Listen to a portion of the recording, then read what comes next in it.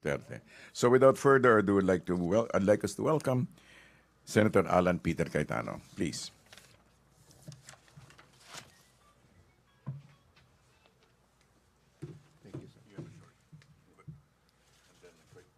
Gandang hapon po sa inyong lahat. It's a honor and pleasure to be here to you, but medyo sentimental lang. Kasi 14 years ago, on this day, I brought my dad to the airport to go to the US for a checkup, but it turned out that he needed a transplant. And dito yung opisina niya sa baba. But I haven't been here much, but it's a pleasure to be here. But this time, rather than challenging news, are good news. Yes, for some of you, it's a roller coaster, but I still believe it's good news. So if I can start in just a short introduction. Through God's grace and mercy on our nation, President Duterte's diplomatic initiatives have been highly effective and is immediately bearing fruit.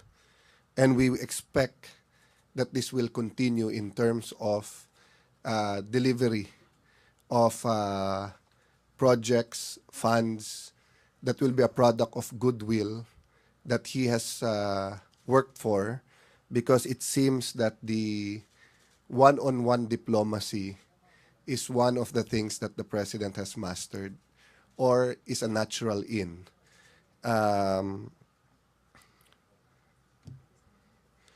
While unsettling at times, it is part of the resetting and the correction of our foreign policy. Talagang pagka inaprut mo ang isang policy, and especially foreign policy, there will be giant ups and downs, no? To just give you an insight into some learnings over the trips, and as chairman of the Committee on Foreign Relations, all politics is local. This is repeated by all politicians. But what isn't often repeated in foreign policy is that all foreign policy is based on local politics. And what is this? First, the national values. Ano yung kultura mo? Ano yung tradition mo? Ano yung values mo as a people? Second, national needs. Ano ang pangangailangan ng iyong mga kababayan at pangangailangan nyo bilang isang bansa? Together, the national values and the national needs come together as the national interest. And when you talk about the national interest, the president, together with the leaders of the country, have a vision. From this vision, you have goals, and you cannot achieve these goals without plans. And from these plans, you have strategy and tactics. Some people confuse the president's tactics or strategy with the president's foreign policy. And we can go on to that later sa question and answer, no? But a good example is how he deals with people who criticize the drug war, no? That's not about foreign policy. That is really about the strategy or the tactics in dealing with the foreign policy. The foreign policy has not changed. What has changed is the strategy in implementing it. In terms, for example, of the drug war. What is our national needs? Ano ang pangangailangan ng ating bansa? Unang-una, peace. Peace sa kaliwa, sa mga komunista. Peace sa ating mga kapatid sa South and all over the Philippines, mga kapatid nating na ang kanilang religion ay Islam. Para ang Kristiyano at mga Muslim at iba't ibang mga religion, nagpa-practice ng iba't ibang religion sa ating bansa, will live in a multicultural, multi-ethnic, multi-religious society, and we can work and live together. Peace leads to development, but peace can only be had if you have security.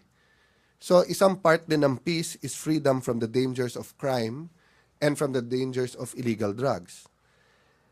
With this, development can come, and with development, the dignity of life.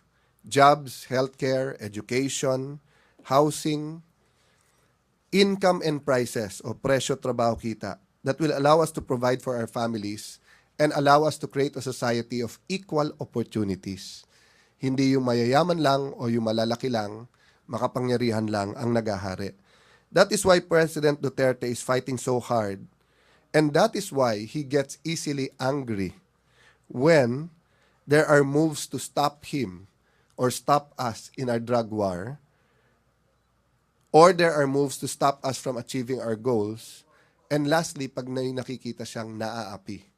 So having said that, I hope I provided a simple paradigm or way of seeing how deep foreign policy is being implemented. Question, kailangan ba ng paglilinaw? Yes. But we are at the phase 1. Wala pa siyang 200 days. Ina-uproot pa niya ang mga maling policy dati. I'll give you an example, President Aquino. President Aquino changed policy towards China about a year and a half into his administration or after the visit sa China, no? And we gave him all the leeway because in our country, it's the president who is in charge of foreign policy. May I also recognize that Secretary Andanar is also with us here today. So anyway, let me stop there because I know you have a lot of questions about this trip and many other trips. So let me just put on record, it was very, very, very successful. It created an almost unstoppable momentum. Why almost unstoppable? Of course, situations are fluid. There are a lot of things that can happen. But can you imagine, we've had very, very good relations with Japan the last 5 years. But Prime Minister Abe and President Duterte agreed together that we will bring the relationship to new heights. No? And of all the foreign visits, Prime Minister Abe socialized, no, with the whole delegation, going from table to table, graciously posing with us for pictures and graciously engaging some short questions. When world leaders go off program or off protocol in a face-to-face diplomacy, this is very, very good news because this means that the relationship is really warming. Okay. Thank you very much, Senator Cayetano. The floor is now open for questions. Okay, question from Rose Centenario of Hataw. Good afternoon, Senator. Ano po yung pagtanggap ng overseas Filipino workers na nakabase sa Japan sa drug war po ni Presidente Duterte? Ang pagtanggap kay Presidente Duterte at pagtanggap sa drug war niya, necessarily nakatali. Because especially during December, bago nung campaign, pinupuntahan talaga siya ng mga seamen at ibang OFWs na ilan araw lang ang break sa Pasko para sabihin sa kanya, Sir, kami na bahala sa kikitain namin. Kami na bahala magpaaral sa mga anak namin. Ikaw na bahala sa safety nila. Diba? Until now, my wife can't get over, diba, that teenager na napakagandang pangarap. Alam mo, meron kaming taga-Tagig na student of architecture ni hindi kumuha ng scholarship namin dahil ayaw umabsent ng 1 day. Di ba nang hindi niya makuha yung 10 to 50,000, makapasok lang everyday, dun sa lamay niya, pinakita lahat ng drawings niya, napakagaganda, even the city. Pinatay. I mean, dalawa. Talagang sunod-sunod ang pagsaksak, no? Yun ang inaalala ng parents abroad. I mean, even kayo, sa mga may anak, your number one concern is their safety. Of course, their future, but you don't have a future if they're not safe. If they can't come home, what future are we talking about? So, that's why I said kanina, yes, it's unsettling. Meron talagang mga arguments sa human rights, ano yung paraan. But dun sa question that should we fight drugs? Yes. Should we declare war on drugs? Yes. Ang problema, culture. Ang Europe kasi at US, mahigit siguro 600 years naka-experience ng war. Kaya pag sinabi mo sa kanilang war, iba yung naiisip nilang gere. If we used campaign against drugs, alam mo, hindi ganun kalakas ang angal ng Europe at US. So question, why don't we just use the word campaign against drug? Dahil baliktad naman sa Pilipino. Pag sinabi mo sa Pilipino campaign, ang dating nangangampanya ka lang. Nakikiusap ka. Pag sinabi mong war, alam mong seryoso ka. So sino unahin natin? Ang mga Europeans at saka US na hindi nagsasuffer naman sa nangyayari sa atin? Or sarili natin? So that's what I'm saying, that it's unsettling Because abroad, krinikriticize tayo, pinapalabas, may mass murder, etc. na hindi naman totoo. Pero duty naman nila intindihin ang kultura natin. Tayo ba nagko-comment tayo? Nagrarally ba tayo everyday? Nagfa-file ba tayo ng resolution sa UN kung bakit legal ang abortion sa Amerika? Sa atin, human rights violation yun. Walang kalaban-laban ang bata. Papatayin through abortion. Diba? So what would the US presidents feel? When they visit the Philippines, we will announce to the world, every time you come here, we will ask, why do you kill the unborn? Diba? We don't agree with them, but we're courteous enough to understand their sovereignty and their morality and their concept, no, of human rights. So is it too much for us to ask, come here, take a look for yourself, and we will show you that this drug war is a war against drugs and it's being done in accordance with international human rights standard. But if you tell us to change our language to suit you, that will not help our campaign here. So that is the reality, ladies and gentlemen. Again, it's unsettling to others, but that's the reality. Next question from Raymond Tinaza of Bombo Radio. Microphone, please.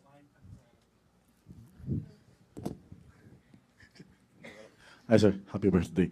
Sir, anyway, sir, I understand you've also been part of the close delegation of the president during his closest bilateral meetings with the Japanese counterparts. Was there any of those events, either formal or informal, any of those Japanese officials ever mentioned their or raised concern over that separation or that actuation of the president towards or against the U.S., which is a stance ally of the Japan? Okay. I cannot talk about matters that happened in confidence and when the cameras are out of the bilateral meetings, no? But in the first part of the bilateral meeting, after the greetings of the Japanese Prime Minister, all the cameras were still there. So narinig naman nung lahat yung statement ng presidente about the relationship with America and the relationship with Japan. Now, to answer your question directly, the way the diplomacy works is that the heads, president to prime minister, president to president, foreign secretary to foreign secretary, hindi nag-uusap diretso kaagad yan. They send a number of staffers, aides, ASECs, USECs to talk muna to bring up the point para walang init ng ulo. And even before we left, of course, there were some concerns by the Japanese counterparts because they are aligned with the U.S. policy, especially in the West Philippine Sea and South China Sea, and East China Sea also. There were concerns expressed. But there were informal gatherings like a dinner wherein the president and the high Japanese officials were able to talk about this. And while they might not agree totally, they came out with a very good understanding of why. Even the Japanese businessmen in the business forum were telling our officials, it's correct, you shouldn't be pushed around. So, and even in some of the meetings, no, the Japanese just simply emphasized that you understand our relationship with the U.S. and we are aligned with the U.S., but you are our brothers, we are friends. So that was the track. I'll give you another example of something like that that works out. U.S., South Korea, and Japan are allies. But Japan and South Korea do not see eye to eye on many, many issues. Yet they remain friends, and the U.S. is able to have good relationship with both. So under that circumstance or that paradigm, there's no reason that President Duterte cannot have very, very good relations with both Japan and China. In fact, some Japanese businessmen said, our benefit is we're slow but we're sure. But now, with what's happening in the Philippines, we have to be fast but still sure. Kasi may competition eh. No? It's not only American and Japanese money coming in. The rest of the Southeast Asia and Asia, no? Even Brunei is interested in investing, may pera din sila. Of course, China, nakita niyo yung laki ng ilang bilyon ang papasok. And competition is always good. Question, can Japan play a role in bringing the US and Philippines closer together? Yes, they can. Why not?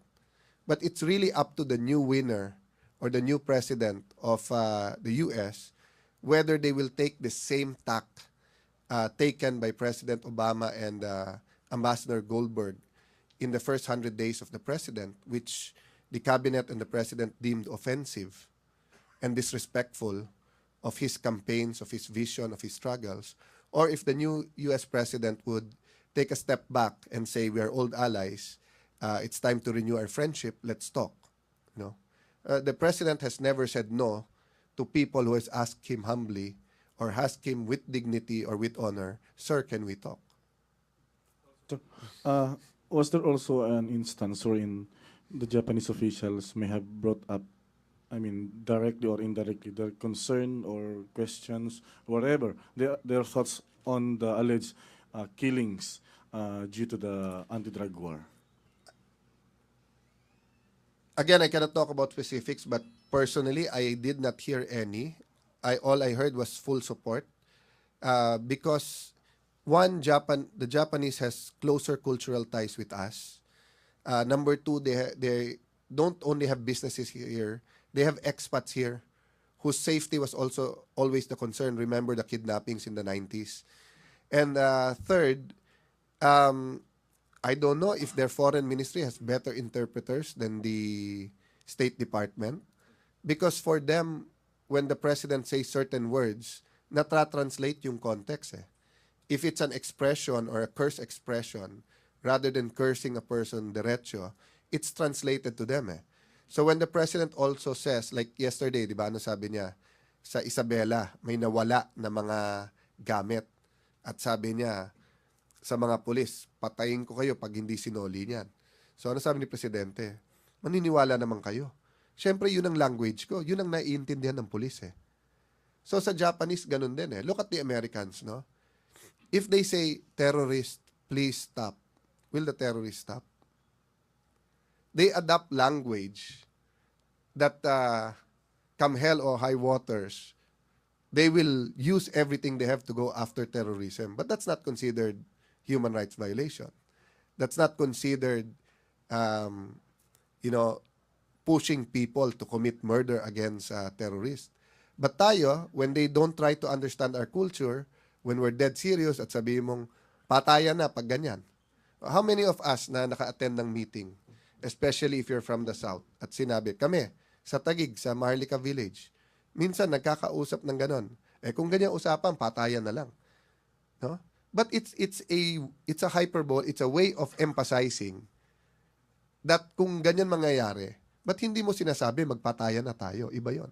Yung tunay na nagpapatayan, hindi na nagsasalita na patayan na tayo, nagbubunutan na lang. Nag-uupakan na. So it was much, much better with the Japanese counterparts than the US because they made much more effort to understand and much more effort to see the real translations. Aside from that, the president, in his speeches, nakita ko, inunahan na niya. Because the Japanese are very polite people. They're very courteous. So they will not come here like the Americans will announce na I'm meeting President Duterte, it'll be a pleasure, but I will ask him on 1, 2, 3. Hindi ganun ang Hapon eh. Di ba? Ang Hapon, we will go, we will talk, period. So ang nangyari, pagpunta ni Presidente doon, even if he wasn't being asked about military alliance, about the West Philippine Sea, sinama niya sa speech niya. Very diligent naman ang kanilang foreign ministerinista nila. So it was much, much smoother. So the Americans can definitely learn a lot from the Japanese. This point. So you also been to China. So far, to whom or to where did you get the warmer or the more special treatment? It's different kinds of warmness eh. Yung isa para bang yung matagal mong hindi nakita na snabang kayo, na bigla kayo nagkabate at nagyakapan. Yung isa, yung dati mo nang ka-close, pero iniisip mo, ngayon ba close pa rin tayo kasi inaway mo yung isang kaibigan niya. So, both were very warm. And remember, integrated kasi. Sa China kasi, napakalaki ng Filipino-Chinese community natin. Na may mga umiyak pa rin talaga eh. Kasi the last 5 years, they were also pained, di ba? Just as there are Filipino-Americans who are pained now with what's happening, there are a lot of Chinese Filipino who are pained with what happened. Now, sa Japanese naman, it wasn't pain because there's been no break in the relationship. There's been no downhill spiral. It was more concern. And when those concerns were addressed, and when they were all surprised, diba, that the Prime Minister Abe, who's a legend, no, also, and who's very stern and strict, did not think twice of doing the Duterte sign, and did not think twice of introducing his cabinet and mingling with the Philippine delegation. It really, it was also a diplomatic coup for Prime Minister Abe. The credit cannot go only to President Duterte. Prime Minister Abe met, the coup happened through the two of them. No? And I think this should cool things down, and it should show that in Asia, there is an Asian or Eastern way of doing diplomacy that is different from the West but can be more effective. Okay. Next question from Pia of Rappler. Sir, si President Duterte was observed chewing gum while he was signing documents with President Xi Jinping in China, and also there were reports that some Japanese officials were paranoid that he would chew gum in front of the emperor, and he has very informal ways. So as a senator on foreign relations and as a possible secretary on foreign affairs, what do you think of this kind of behavior of the president, and will you be advising him to follow protocol next time? Okay. First of all, no other president has been under the microscope as President Duterte.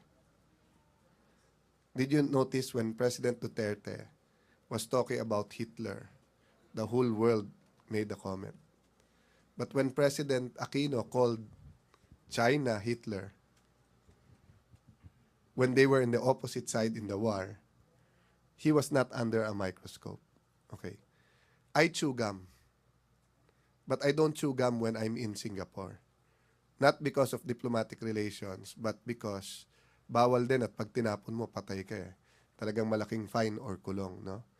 So, the Japanese and Chinese have so much similarities but also have so much difference. Sa China, hindi bawal yon at hindi yon discourteous. Sa Japan, it is. So, halimbawa po sa atin, when you put your hands in your pocket here, it could be a sign of humility. It could be a sign of obedience, di ba? Nandyan ang presidente, nandyan ang teacher, so lahat kayo nakaganon, nakaganyan, di ba? Okay. So, that's why we have a professional DFA and a protocol assigned to Malacanang. They are briefed. That's why, it's not, we're in a democracy, so anyone can warn the president, anyone can put on Facebook, sana hindi ganyan. But trust in your fellow Filipino workers. The DFA and the protocol, Ambassador Painor, is doing a great job. And all of this is briefed. The president could go to sleep early or can go out before the next meeting. But he spends 3 to 4 hours with all of us, listening to all kinds of briefings, starting with the DFA, from any other concern from the legislature through Speaker Alvarez, myself as a Senate, DND, DTI, etc. No? So, all of this are professionally handled. Question, what is protocol nowadays? I don't know if you saw sa Facebook a few days ago, President George Bush was taking a picture with, tapos hindi niya makuha. So, kinalabit niya a month and a half ago, kinalabit niya si President Obama. Akala ni President Obama kasama siya sa picture, pero nakiusap si President Bush na si President Obama kumuha sa kanya. That wasn't protocol. But since they're both Americans and they're both, one's former president, one's president, okay lang. It's not all over the paper that Bush did not follow protocol and insulted the ganyan, no? So, To answer your question directly, of course, there are always concerns. That's why you have the protocol. But the opposite side of the coin is may konting kapraningan tayo as a nation that he will not follow protocol. But actually, he's very astute regarding that. No? And it's a different world. Eh. You know, yung halimbawa yung folding of the barong, all of this or the kind of pants he wears, all of this has been communicated to the host kung allergic siya sa isang klaseng fabric, kaya ganun yung gamit niya. Ang presidente natin pawisin. Ay, Pia, you yourself, di ba? Naalala mo nung campaign kayo ni sa CNN, di ba? Pinapahawakan pa yung t-shirt niya kung gaano kabasa eh. Di ba? So, you know, when he folds his barong, it's because he'd rather look a little bit less formal than look sobrang pawis na pawis, and you're representing your nation eh, but you're human eh. Di ba? So that's the reality there. So when it's required that he wears a suit, he will wear a suit. When it's required that he doesn't chew gum, he will not chew gum. Okay. Next question from Henry Uri of DZRH. Magandang hapon po, Senator. Habang kayo po'y naghihilik daw at saka yung iba pang mga miyembro ng gabinete kagabi nung pagkagaling ninyo sa Japan, kinausap ng Diyos ang Pangulo at sinabing huwag na magmura, otherwise ibabagsak niyo yung eroplanong sinasakyan ninyo. Minsan ba ipinanalangin ninyo ang Pangulo na sana tumigil na sa pagmumura? Answered prayer ba ito sa part nyo? Actually, Henry, hindi tayo nagkakausap matagal na no, after the campaign. But for me, it's really answered prayer because I had a chance to pray with him and for him in Japan. Because he had a word with me and I asked him, can we pray? And we prayed about a couple of things, which we did a few times during the campaign. And I was surprised that he appreciated it. No? But the Lord works in mysterious way. I don't know if it had anything to do with it. But going home, he was very tired. So I can't talk about sino humihilik. Maybe that's part of That's my national second question, security or national insecurity. Biruan nga namin sa plane, may bilateral at may bilateral din eh kasi nagsasagutan din yung hilik eh. 'Di ba? Pero the president was really tired. He slept more on the way home than there. But every time he'd wake up, I behind him is Sekbong eh, dito sa kabilang side. I kept seeing him na gano'n eh. Nakaganon, tapos nag-iisip. Usually kasi, kakalabit kay Bong yon or kila Sek Andanar or whoever's there, kukuha ng briefing papers. So magpapahinga ng konti, tapos panay briefing papers, panay basa. Kung may tanong siya, tatawagin, tatayo kami dun sa hall or kung sino man gusto niya kawas. Kung private, palalabasin niya yung stewardess, uusap doon. But on the way back, walang ganon. This is the first trip I've been on in the last 4 or 5 trips. Alone lang, except yung kain niya. And then, nakaganon talaga in everything, no? But he also said another significant thing. He said yesterday, aside, the most significant really is that he said he felt it was a message from God. And I've always said to the protest of our religious leaders or some religious leaders that he's a deeply spiritual person. He's not religious, but he believes in God. He doesn't do the rituals or traditions of traditional religions, you know, but he talks to our Lord and he prays, no? And the other thing I heard from him is a strategy. You know, gulpe de gulat is part of a Duterte strategy. But let me stop there because you can only talk of strategy. Halimbawa sa campaign, many of you asked about the campaign, about the false accusation sa kanya sa bank accounts. He only talked about it nung tapos na. Kasi may strategy siya eh. Kaya niya hindi nilabas kaagad para ipakita na wala talaga. But you cannot talk about strategy while it's ongoing. Ongoing pa yung strategy niya about the West Philippine Sea. Ongoing pa yung strategy niya for closer ties with all our neighbors, including China and Japan. So, those who are calling for hearings, those who are calling for clarifications, that's welcome. But I direct them to use the budget hearing rather because all that can be revealed there. But if they want to know the strategy, it has to be closed door. And it has to be people who agree with the strategy. Because many of the senators who are asking for a clarification actually believes in the Aquino strategy which is shaming to death China and following US whatever they say. And that is, I'm not saying it's the wrong strategy. It might have been, I don't know, kasi yung strategy depende sa time yan, di ba? You know, if you look at Japan, may time na magkagalit sila ni China. May time that yung national consensus was to build the relationship through economics. And then, nag-shift ulit. So ngayon, medyo hindi warm ang kanilang relationship. But their diplomats are trying. So you cannot expect us and the team, especially the DND, the National Security Advisor, to speak on the strategy, especially sa military, because you never tell your opponent. Isipin mo, kung si Manny Pacquiao, sasabihin niya, pare, una kong tira dyan, jab. And then after 7 jab ulit, uppercut. Eh di alam na nung kalaban kung anong gagawin mo.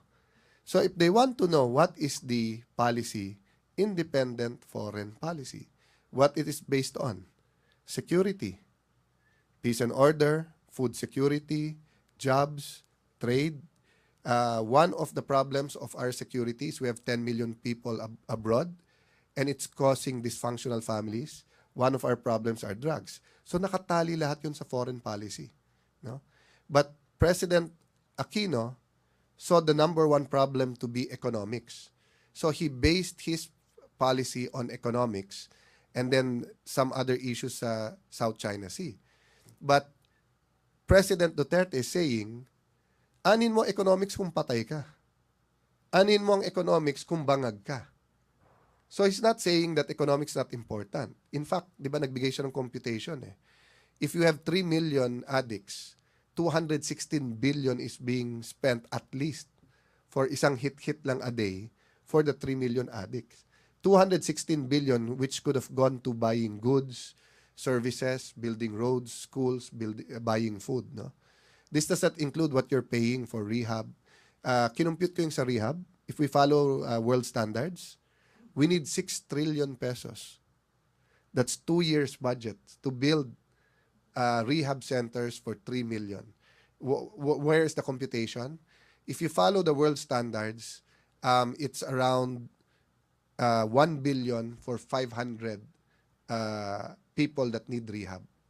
Kung susundin mo yung world talaga, yung kung ano facilities doon, kung ano yung materials, how to keep them safe, especially sa phase 1. Yung phase 1 kasi detox, yun yung merong suicidal tendencies, yun yung merong nag-aaway, di ba, So the economics of what we're losing, the economic opportunity we're losing because of drugs is tremendous.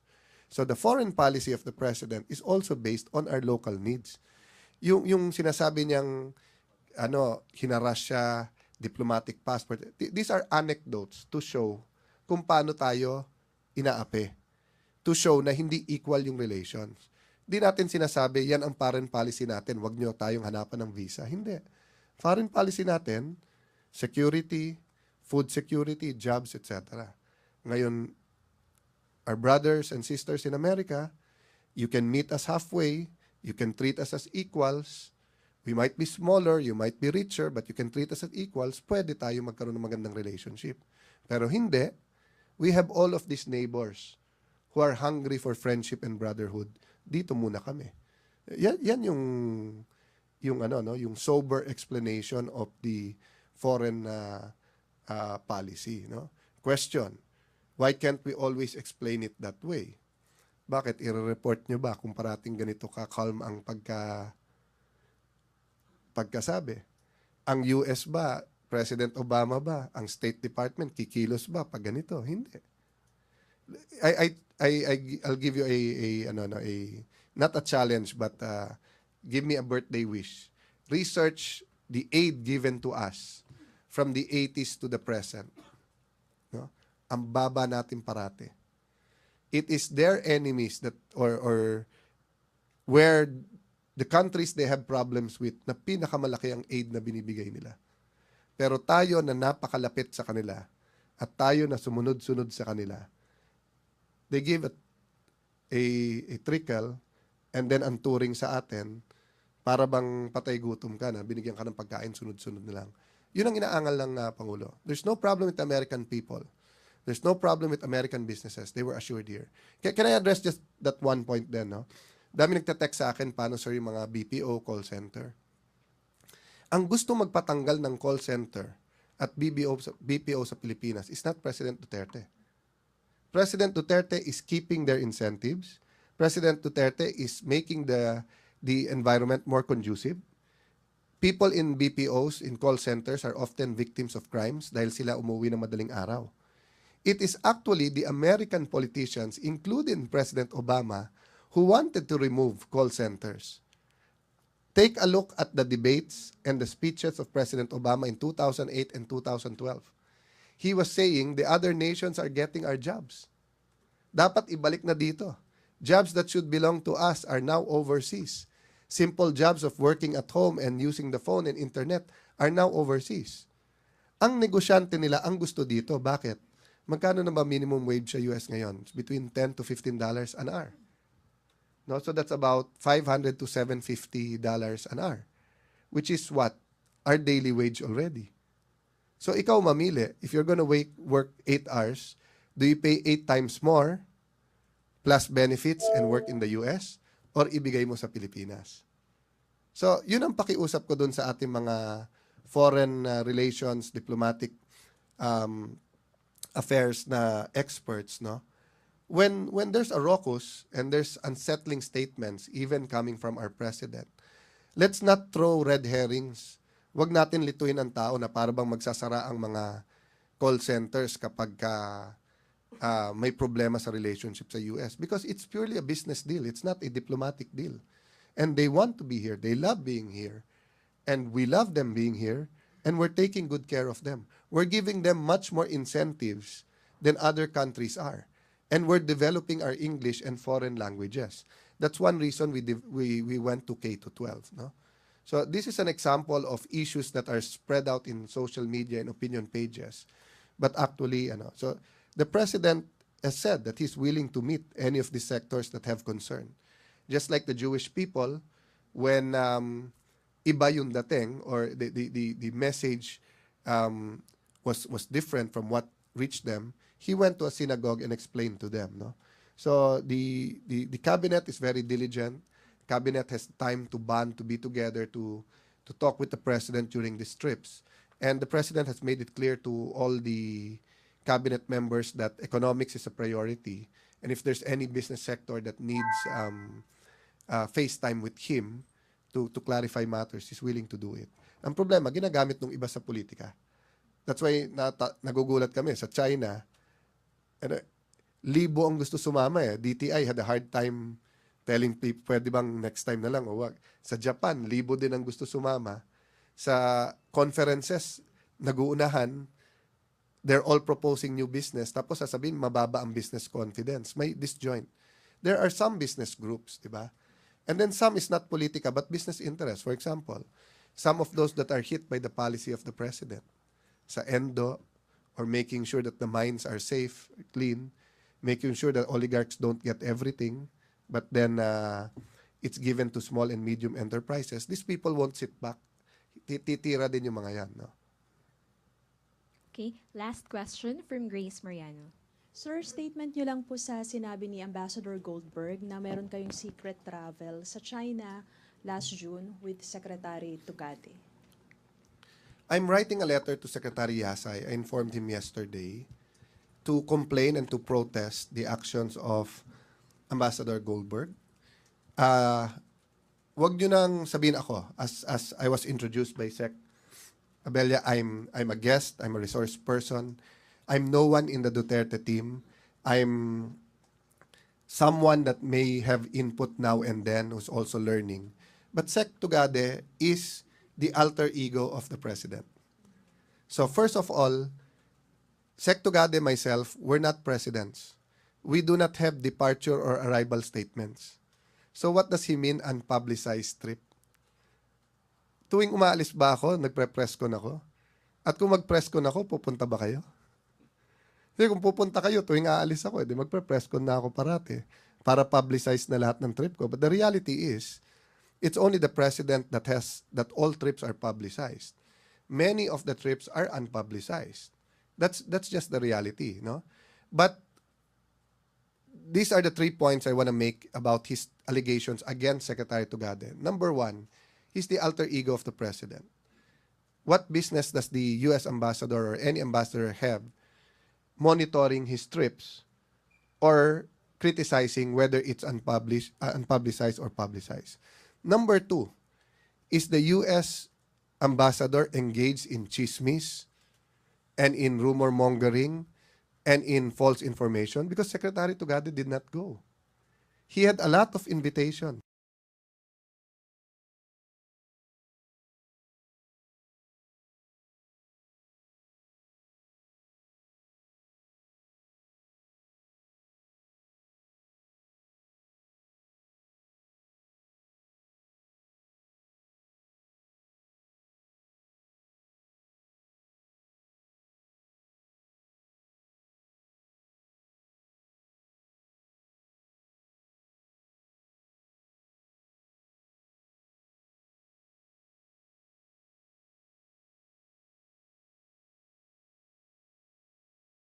Duterte. So without further ado, I'd like us to welcome Senator Alan Peter Cayetano. Please.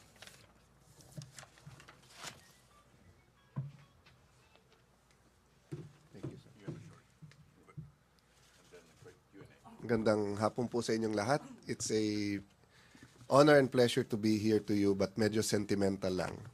Kasi 14 years ago, on this day, I brought my dad to the airport to go to the US for a checkup, but it turned out that he needed a transplant.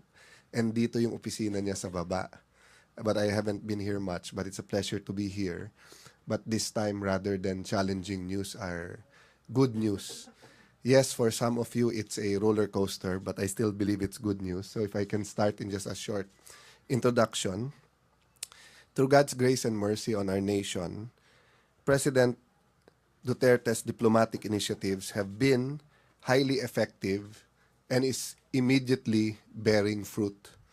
And we expect that this will continue in terms of delivery of projects, funds that will be a product of goodwill that he has worked for, because it seems that the one-on-one diplomacy is one of the things that the president has mastered or is a natural in.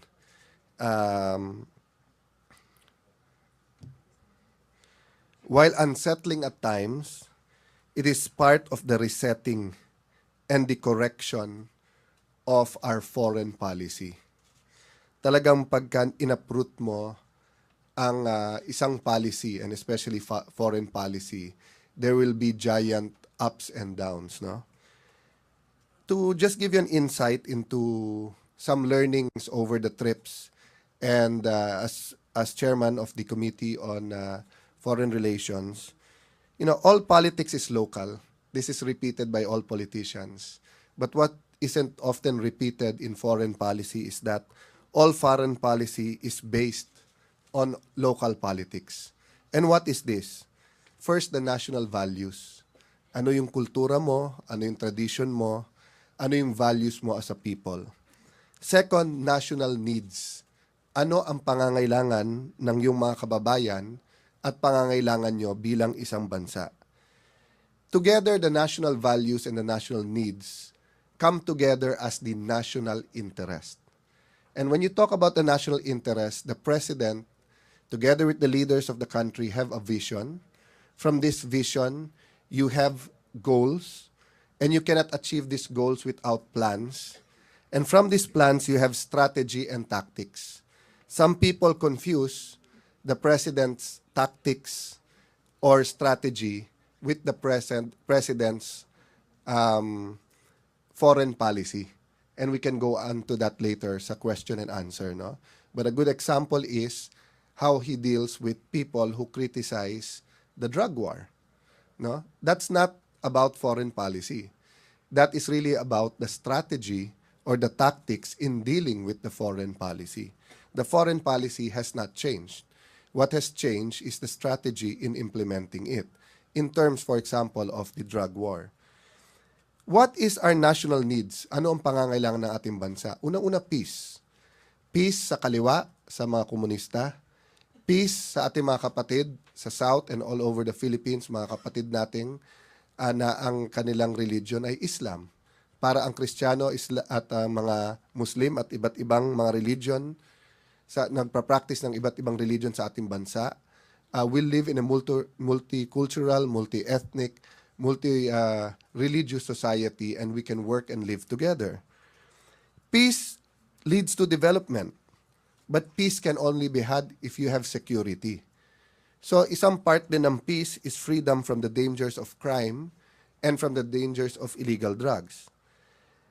With this, development can come, and with development, the dignity of life.